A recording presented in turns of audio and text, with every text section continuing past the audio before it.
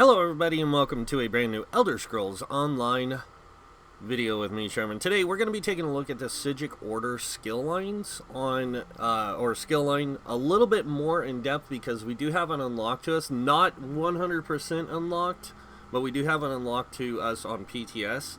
And I was going to go out and level all the skills, but I figured that would just take way too long at the moment. And so this is going to be a part 2 to my basics video. This is going to be unlocking the Psijic Order skill line and how you're going to go about doing that. So I can't reveal too much on how this is done, but I will say this: you do have to play a certain amount of story content before you can get access to this. And then once you get access to the Psijic Order skill line, then it becomes an interesting thing.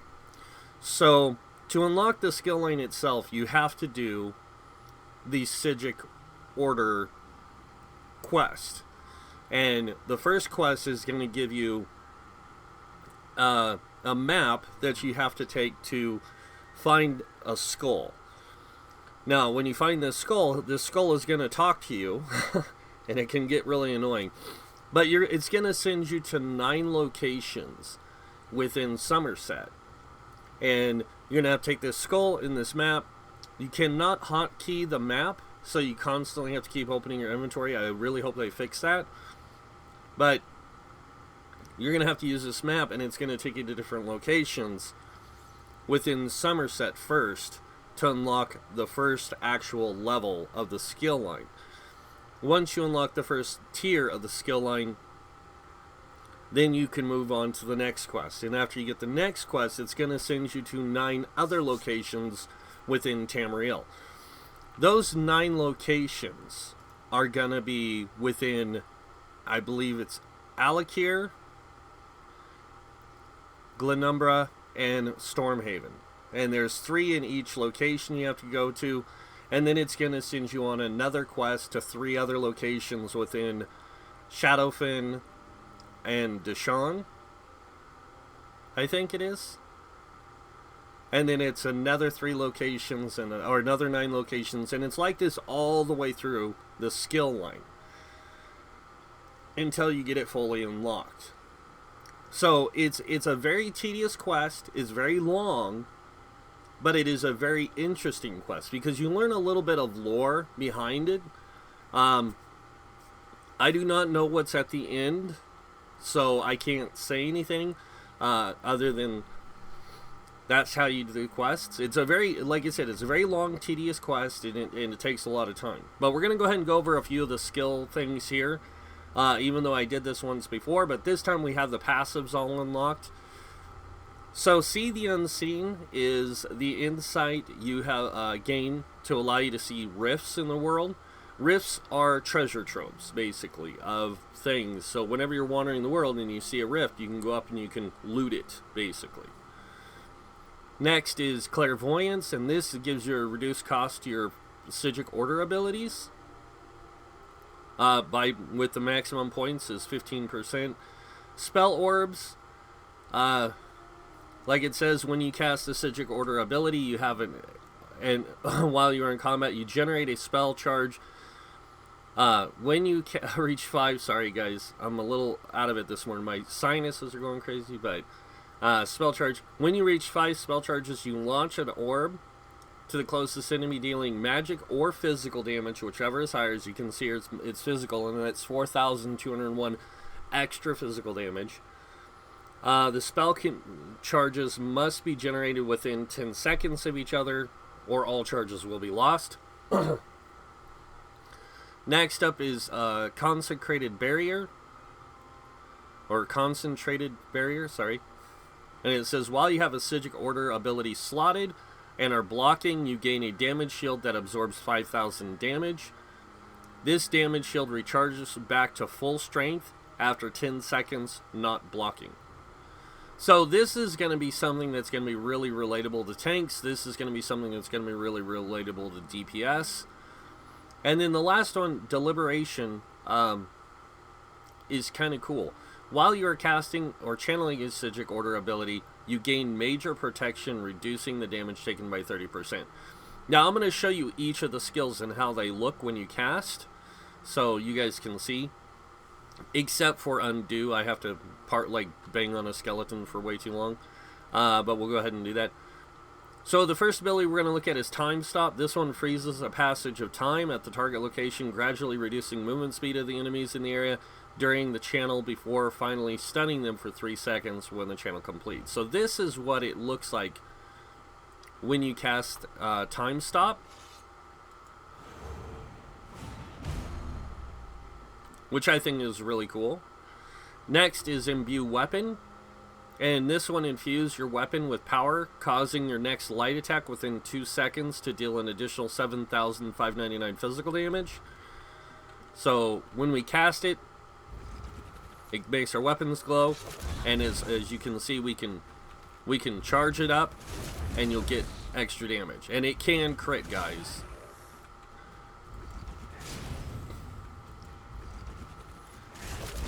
And the cool thing is like I said, once you get the 5 charges,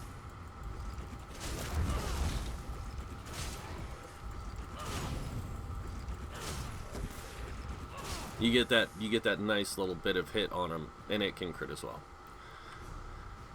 The next ability is Accelerate. Bend time and space to gain a major expedition for 3 seconds and major force for 12 seconds, increasing your movement speed by 30% and critical damage by 10. So we can cast this, and you can see that we get that extra force in there. We already have minor force on this character because I am wearing the Griffin set. Wanted to do some testing with it. Next is Mend Wounds. Invoke a Rites of Mawida, replacing your next light or heavy attack used within 3 seconds with healing abilities that can be used on allies. Your light attacks heal for X amount over 10 seconds. This is really a cool ability, actually. So that's how it looks when you cast it. And you can cast it on an ally. So I can do this. And that's what it looks like. It allows me to throw an orb on my ally. And it depends on how I do it. So if I do this, and then I do a heavy attack, it's a channel. And it channels until you run out of magicka. So really cool ability there. At least for now. So I like that ability. I like the way it works. The next one is Meditate. And this one, you focus the body and mind into a meditative state, healing for so much health and restoring so much magic and stamina every 1 second. So this one, when activated, looks like this.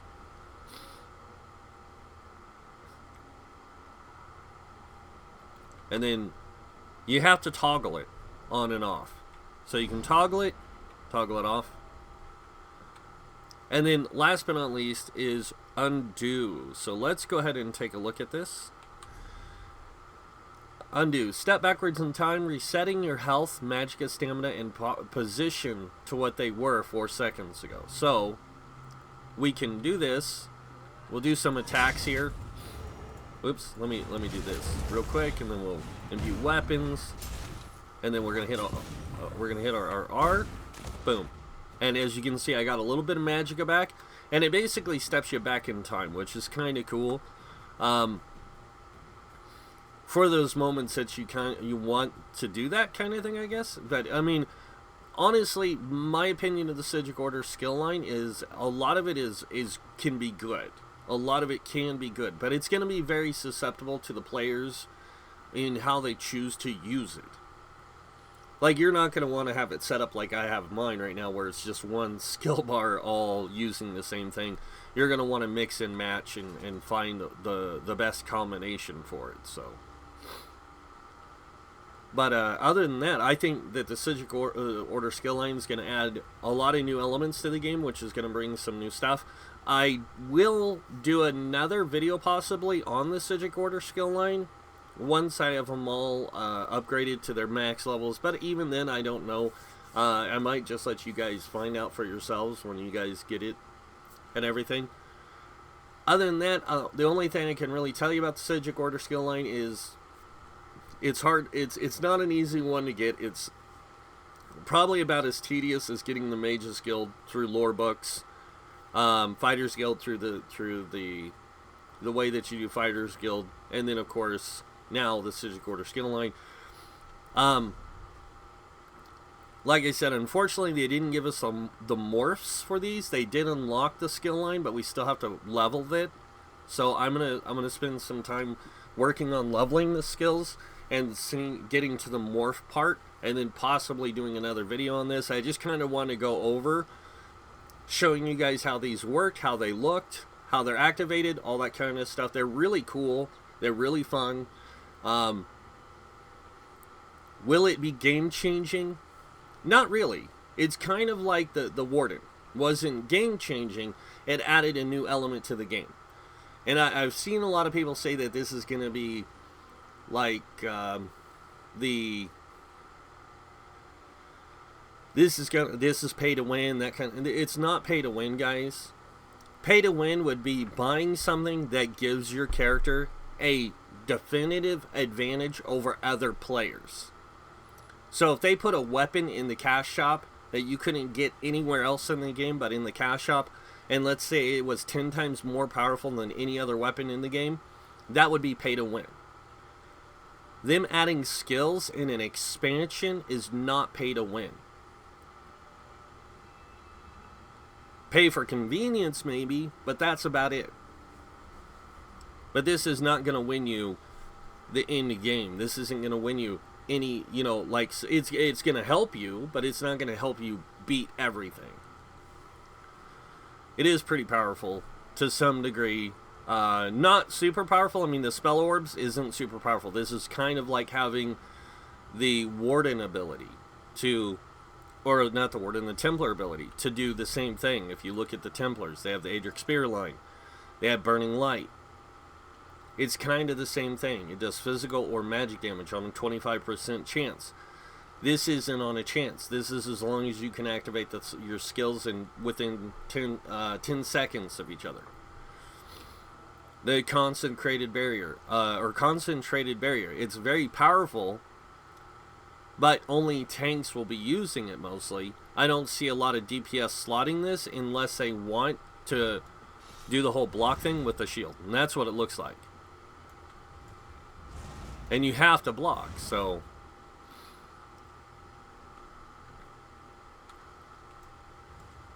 I mean, I can see this being used in PvP, but it's 5,000 shield isn't going to be much, so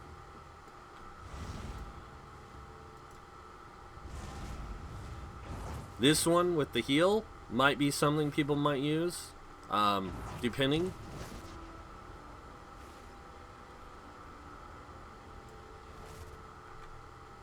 Imbue Weapons, somebody might use because it gives them a chance of imbuing their weapon with their next light attack. But again, guys, this is all, like, right now, a lot of this is still going through a lot of testing. There's still a lot of testing that needs to be done to see how a lot of this stuff can be incorporated into builds. So I'm excited to see where it goes. I do have some ideas for some of this stuff. It's not going to be something that you would expect in some cases. In other cases, it will be something you could expect. But the reality is that it's all dependent on how you choose to utilize the abilities and utilize the skill line. But other than that, the Psijic skill line is pretty cool, in my opinion. How much of it I will use probably will determine on the build and what I'm choosing to do with that build. So, but other than that, that's pretty much it. I mean, it just comes down to that. Is it going to be something that's going to give me an advantage while I'm in a group with other people? If it isn't, it's going to be an more or less, can I use it while I'm solo playing? Can I use it while I'm doing this? Can I use it while I'm doing this? That's what it's going to come down to. Where am I going to use it? So, but yeah, that's pretty much it for the Psijic Order skill line, guys. I hope that this video was informative and helpful. I'm sorry I'm a little out of it today. My allergies are going really crazy.